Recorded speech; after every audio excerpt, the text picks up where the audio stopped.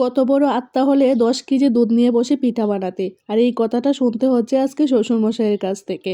আর আমি এরকমটাই, দুধ পুলি যখনই বানাতে যাব ভাবি অনেকটা দুধ দিয়ে বানালে ভালো হবে। ভালো হবে কি আর, সবকিছু হয়ে গেল গন্ডগোল। শ্বশুরমশাই মুখে পিঠা দিয়ে বলতেছে এটা কি পিঠা নাকি অন্য কিছু। আর আজকে দেখো সব কিছু এলোমেলো হয়ে গেল, হঠাৎ করে চলে গেল কারেন্ট। পিঠা আর বানাবো কি, মনটা তখনই খারাপ হয়ে গেল। চলুন শুরু থেকে শুরু করি। এই যে এখন সন্ধ্যাবেলা কিন্তু দুধওয়ালা আসছিল।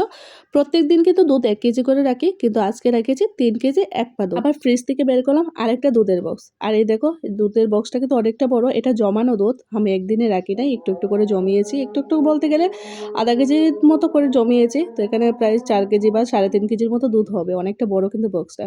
আবার হচ্ছে চুলায় বসিয়ে আসছি 2 কেজি দুধ হচ্ছে ক্ষীর বানানোর জন্য। আর এইগুলা দিয়ে হচ্ছে আমি দুধ পুলি পিঠা বানাবো। মানে প্রথমটা এরকমটাই ভেবেছিলাম প্রথমে আর কি। তো এই সময় আমার শ্বশুরমশাই এসে বলতেছে চুলায় দুধ, এখানে দুধ, এত এত দুধ কেন, আজকে কি বাসায় কোনো অনুষ্ঠান? আমি বলি না, দুধ পুলি পিঠা বানাবো। বলে দুধ পুলি পিঠা বানানোর জন্য কি মানে এত এত দুধ লাগে? মানে এই কথা শুনে আমি দুধ আবার একটু কমিয়ে নিয়েছি, মানে 1 কেজি বা আধা 1 কেজির মতো কমিয়ে নিয়েছি। এত দুধ দিয়ে আসলে বানাবো, মানে আমার তো সারা রাত লেগে যাবে একা একা পিঠা বানাতে, আর আমরা মানুষ মাত্র 3 জন। ওনার দমক শুনে আমি দুধ হচ্ছে অল্প কিছুটা রেখে দিয়েছি। ভাবছিলাম অনেকটা করেই বানাবো, তবে অল্প করে রেখেছি, আধা 1 কেজির বা 1 কেজির মতো রেখেছি আর কি। তো বাকি দুধটা হচ্ছে এখন জালে বসিয়ে আসছে, আর আমি এখানে পিঠা বানাবো। আর বেশি পিঠা বানিয়েও লাভ নেই, আমরা মানুষ মাত্র 3 জন। 3 জনে এত দুধ, 5 কেজি 6 কেজি দুধের পিঠা বানালে হবে না। আর আমার কাছে হচ্ছে পিঠা বানানোর যে নারকেলের পুরটা ওইটাও অল্প, তাই বেশি পিঠা বানানো যাবে না। আর এদিকে দেখো কি হলো, হঠাৎ করে কারেন্ট চলে গেল। এখন তো আরও গন্ডগোল লেগে গেল। মানে পিঠা বানাতে আমার এতটা কষ্ট হয়েছে, কারেন্ট নেই, তার মধ্যে মশা কামড়াচ্ছে।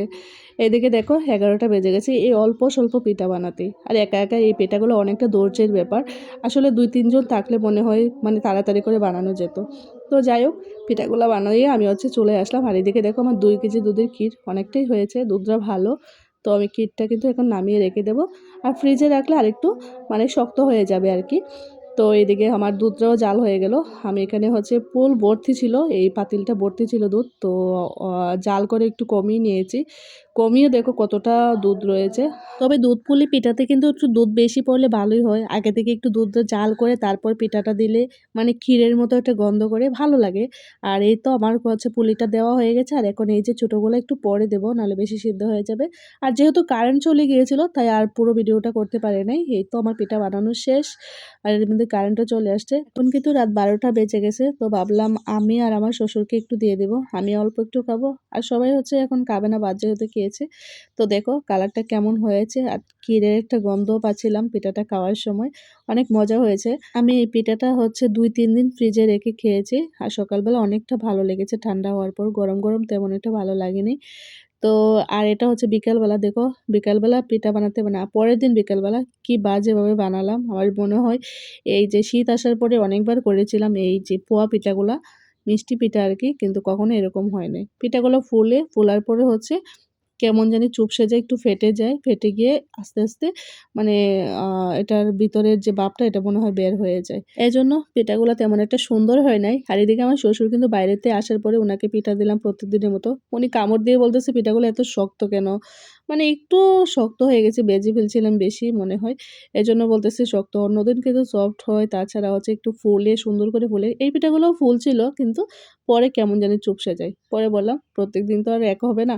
মানে প্রত্যেকদিন সবসময় কি আর ভালো হয়? মাঝে মধ্যে তো খারাপও হয়। খারাপটাও তো খেতে হয়। সবার খাওয়া হওয়ার পর তারপরে আমি বক্স আর চা নিয়ে বসলাম পিঠা খেতে। নিজের পিঠা নিজেই খেতে হবে, নিজের প্রশংসা নিজেই করতে হবে। যাই হোক, সবাই ভালো থাকবেন, সুস্থ থাকবেন। টাটা।